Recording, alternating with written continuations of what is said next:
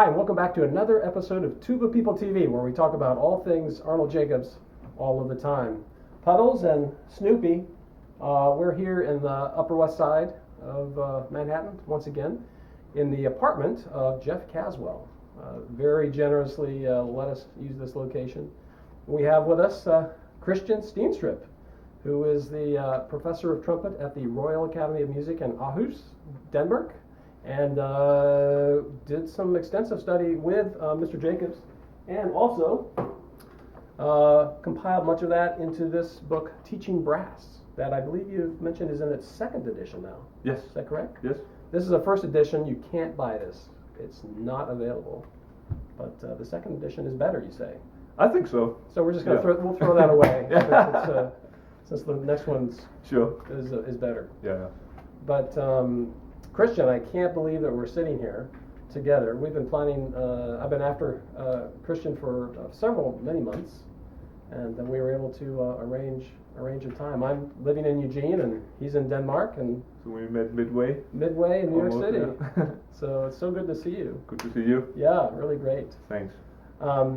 When the book first came out, the first edition, I read it cover to cover on my bus commute within a week, and it was very fascinating. And I thought, wow, this is a really clear, I guess somewhat technical interpretation of Jake's teachings. Not technical in a medical language or scientific standpoint, but it's putting them into maybe more technical terms. Song and wind. I'm just curious, what brought about the idea to write the book? Well, I've been thinking for a while. When I came back to Denmark in 1990, after having studied with Jacobs for 2 years, a lot of these ideas were new in Europe. There were some people who had been there and done some of it, but most of it was quite new. And often when people would ask why this and this and that, it would be easy for me to say, well, because Jake said so. Because he was so charismatic, he was so clever, he knew everything, he would always make you play better and so on. Right. But I thought I needed a little bit more documentation, a little bit more to be able to explain why it was so efficient. And I thought the way to go about it was, which always amazed me with Jacobs, how scientific he was, yes. But still could communicate it in a way so you didn't get confused or anything, and it was pretty clear. I also went through his library after he died. Brian Frederickson led me into all. He had all the books, and I went through them. I made a list of them. I think it's on Winsome Press or something like that. And it was amazing to see how much he had been reading, and I thought it would be interesting to explore some of that. It really is an impressive list of books. Yeah. Really amazing. Yeah. Well, that's great. And for those of you who don't have this book, I highly recommend it. There's a lot of excellent information within its covers. Do you remember your first lesson or two with Mr. Jacobs? Yes, I do. It was. I mean, the reason why I went there was because I started at Northwestern. I started with a fantastic trumpet teacher, Vincent Chikovich. Yeah. And I'd been studying for some months, and it was going fine. But there was some things that I was really struggling with. Not in Vince's teaching, but in my own playing. Mm-hmm. And I knew a tuba player who was studying at the time from Israel, Ariel Sasson. I know Ariel. Yeah. And he was a big Jake fan, and he recommended me to go to Jacobs. And put in a word for me, and I said, yeah, but I have this and this and that, and Ariel said, no problem, the bigger problem you have, the more Jake will see this as a challenge.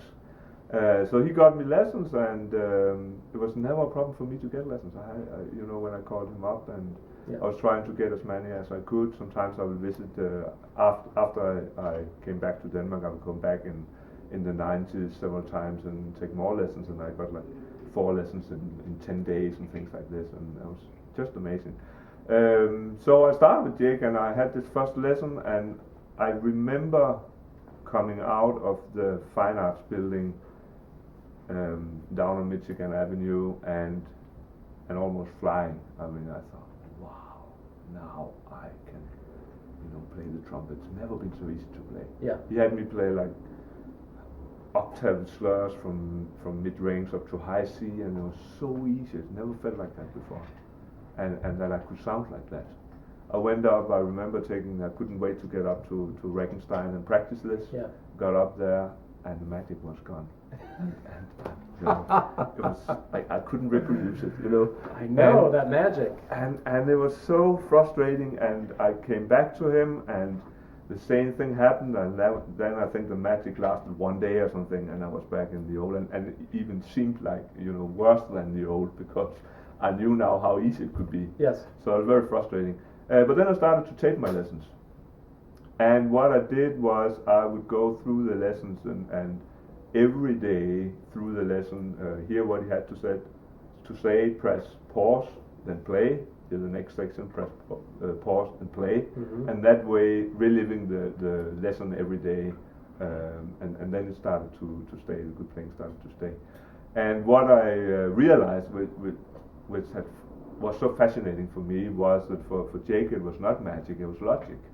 Yes. He was just going through these ways of programming my mind into to play better, and he always knew what to do, and it didn't matter what I came with, he could always kind of solve it in the lesson. He really did take the anecdotal experience of most teachers that we experience. Sure.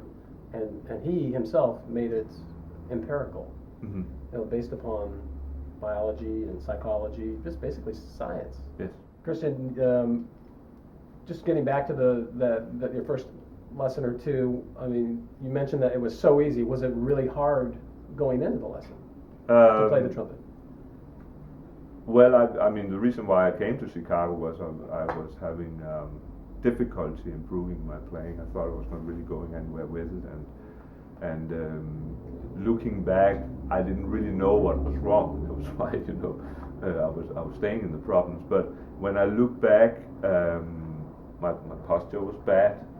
I couldn't sing. Jake had me doing solfege, like starting when I was 24, doing solfege and the Pasquale Borne book, rhythmical articulation, and doing that.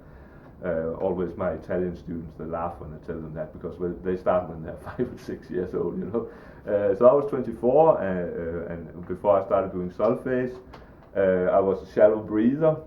I was playing with, as we often learn in Europe, with very high tongue, so much in the way that not much air escaped to the lips, and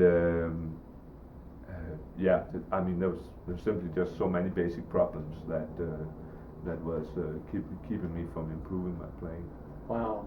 And do you remember how he addressed them? Does anything, one or two things just pop out from the first lesson or two that I think the most important thing that he got me to do, which really changed how I was thinking about brass playing, was singing.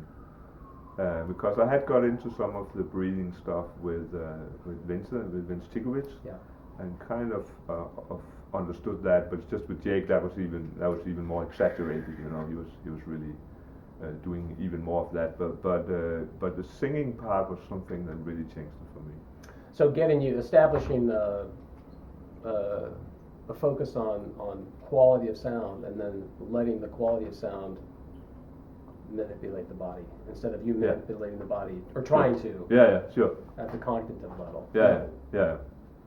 Wow. And so I'm guessing that he would have you think of a great sound, or maybe you'd play one note that was excellent. Yeah. And then I would have to copy that note to other notes.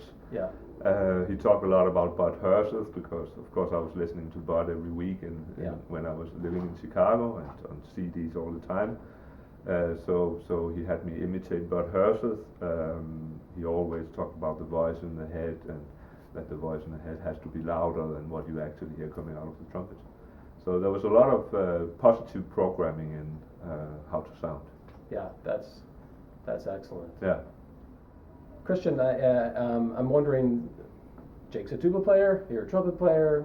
How does that work out? And I mean, you mentioned that you had learned, you were a shallow breather. You'd experienced some improvement on that with Mr. Chikowitz.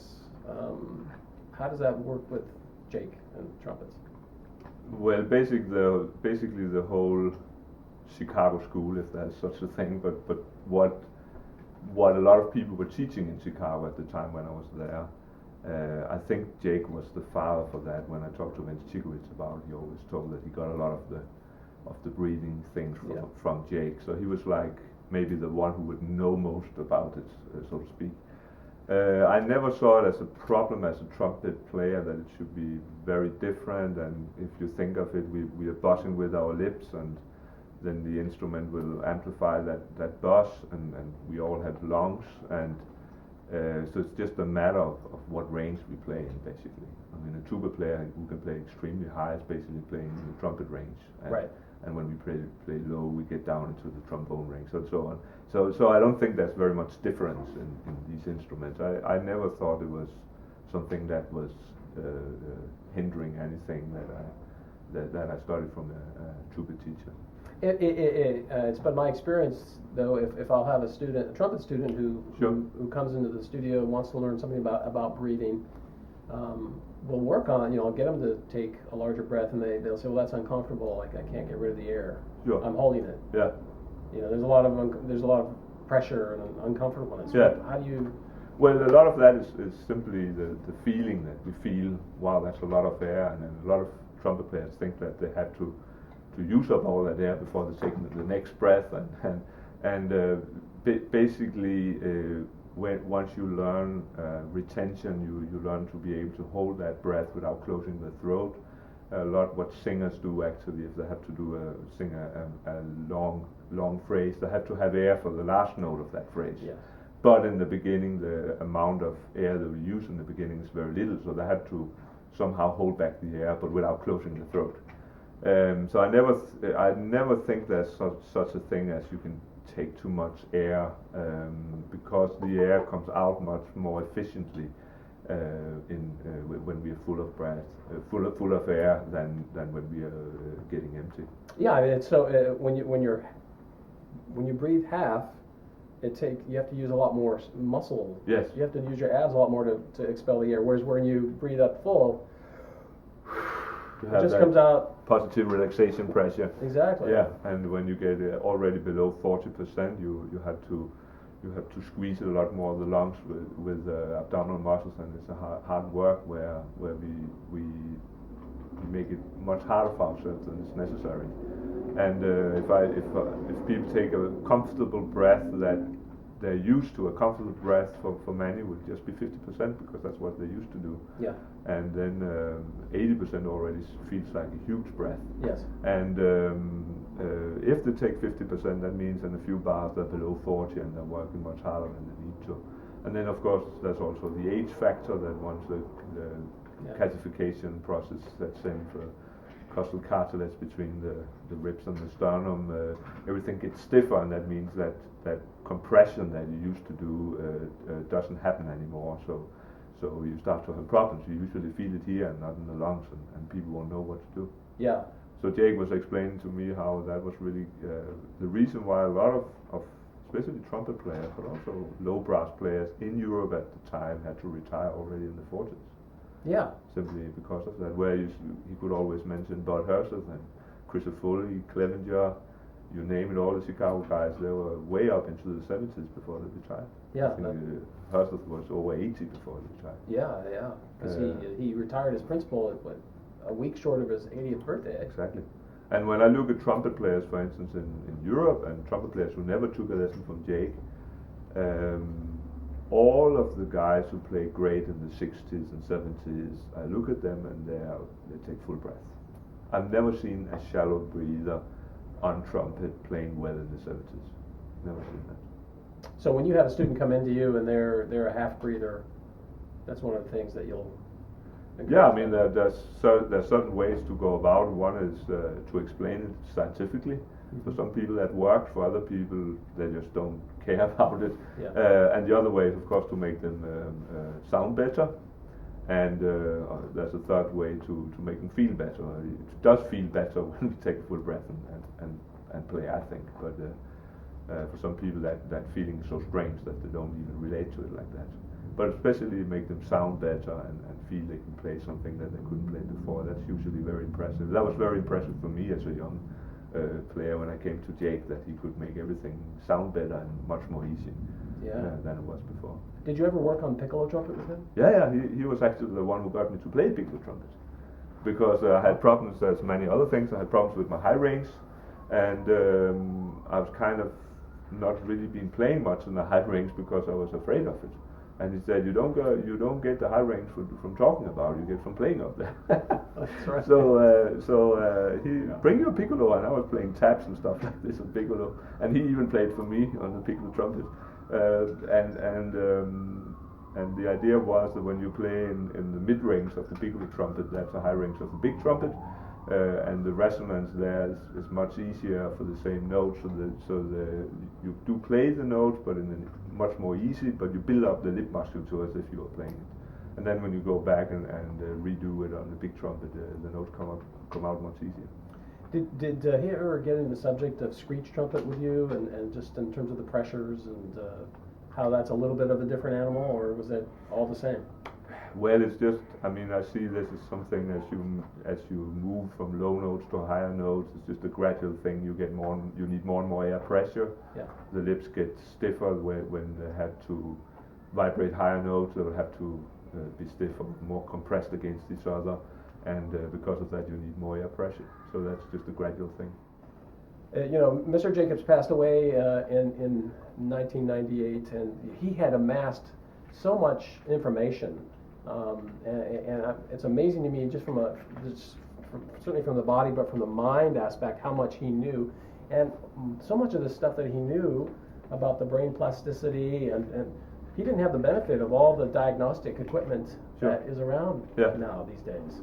It's amazing. Yeah, it's really, really interesting, and what I thought was fascinating when you look back is that it's almost like he was ahead of science, and a lot of his ideas have been confirmed through MRI scannings and a lot of the things that happens in neuroscience nowadays. Yeah,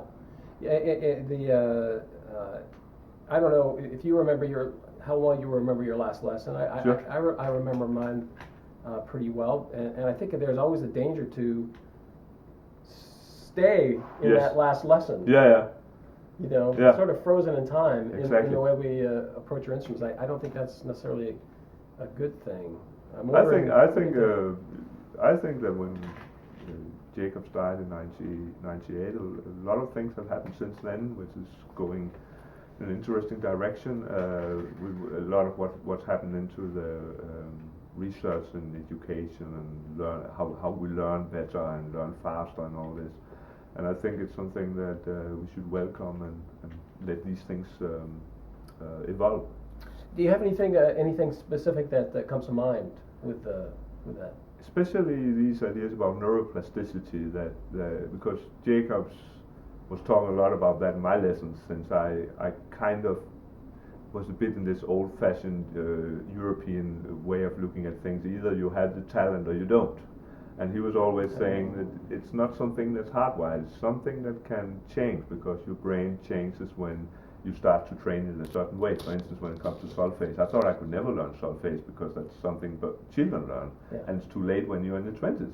But when I started to do solfege, I became quite good at it. Yeah. And I always was fascinated by that, and since then there's been a whole branch in neuroscience about neuroplasticity and how much the brain changes according to whatever we experience.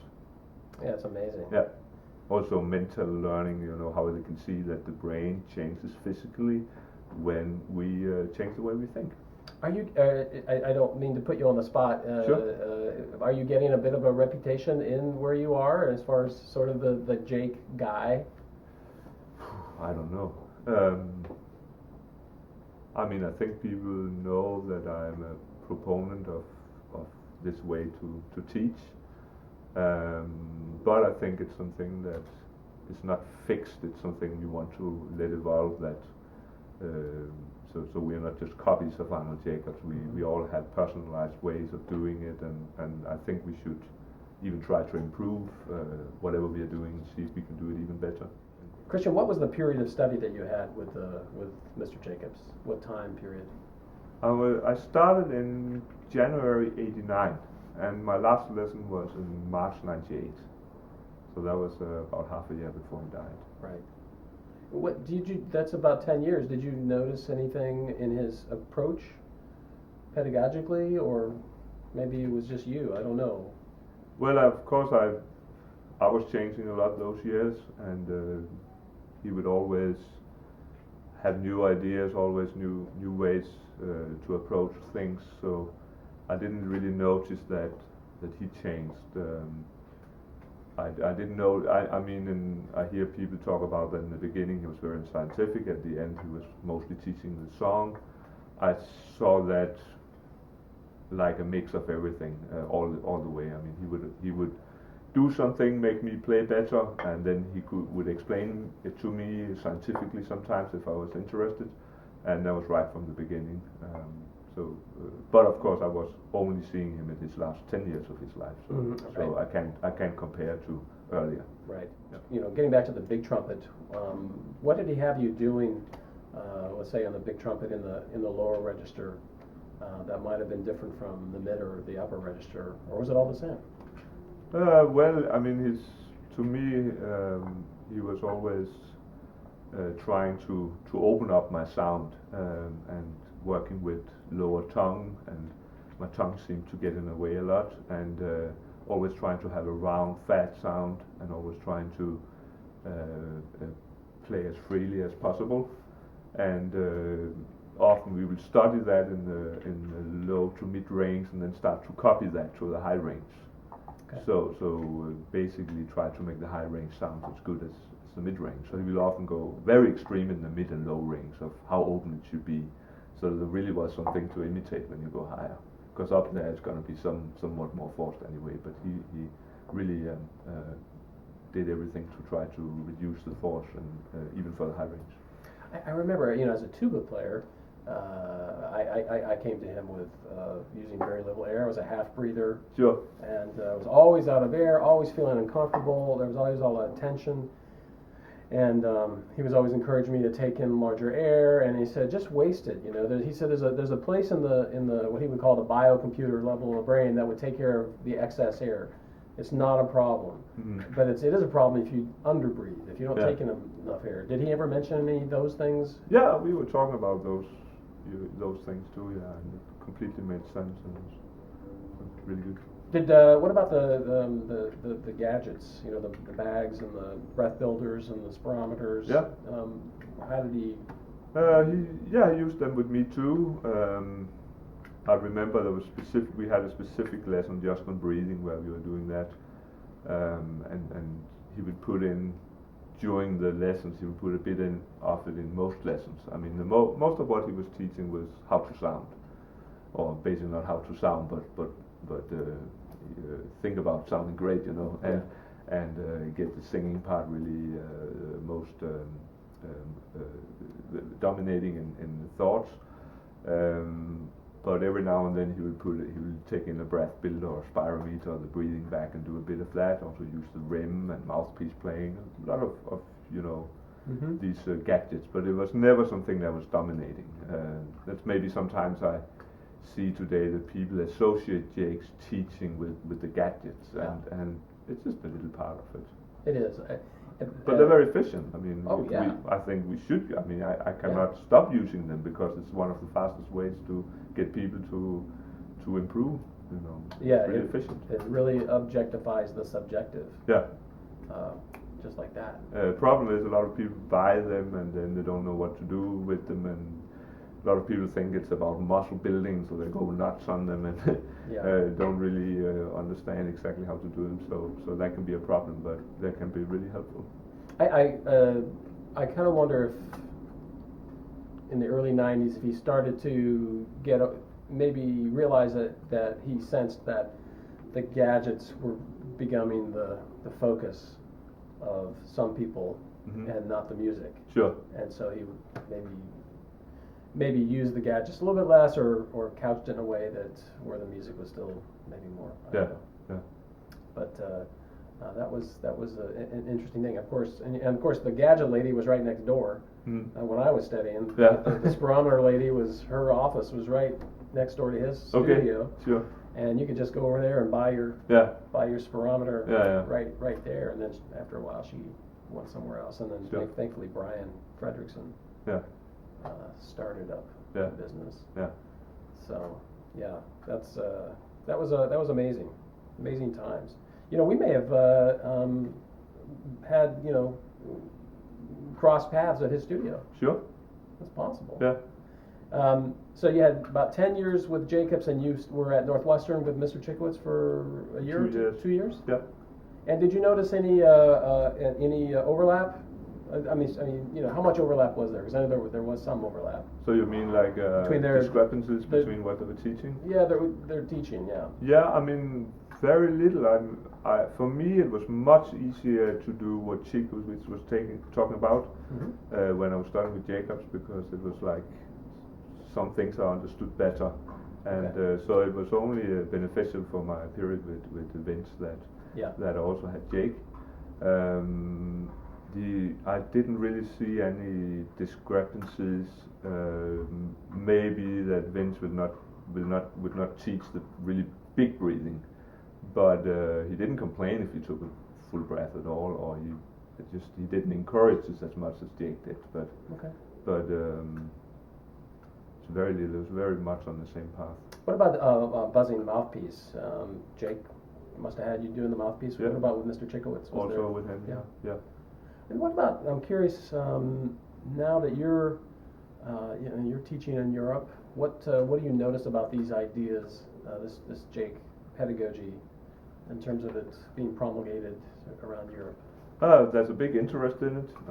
I travel a lot, especially Germany, most places in Europe, and I've just been in Brazil, and next week I go to Taiwan and Japan again. So there's a really, really big interest, and people seem quite open to it. I think it's much easier now than it was 20 years ago. Okay. So it's kind of been spread well, I think. Spread a lot, and with a fair amount of accuracy to the intent of the ideas, or? Yeah, I think so. I mean, it's basically the concept of song and wind. It's not too complicated, and a lot of people kind of get into that. But of course, when we go into the details, and having had many lessons with Jake, like I had, there's a lot of things, of course, that you can go more deep into it. But I really see an interest, and that people are open to a lot of these ideas. Well, there's some really terrific brass playing going on in Europe. Yeah. Just amazing. Yeah, just amazing. Yeah. Just the level is. Yeah. It's really incredible. Yeah. I think of it was at the International Tuba Euphonium Conference in May, when it was at Indiana University, and all the tuba playing was at a high level, and the European tuba playing was especially so. Okay, great. So just off the charts. Sure. Okay, I was sitting in one recital just thinking, man, Jacobs would just be smiling so much if he were here listening to this. Yeah. Well, Kristian, I can't thank you enough for sticking with me on those emails. Sure. From halfway around the world. Great to be a part of this. It's a very impressive project, and I think a very important one. Well, and I think your contribution is extremely important. And Puddles has asked me to present you as a token of our Thanksgiving for being here, this tin of genuine University of Oregon duck nuts. Fantastic. Thank you. Thank you very much. Gourmet salted peanuts. Gourmet. Fantastic. Yeah. Exactly. Great. Thank you. Thanks, Kristian. And now back to you.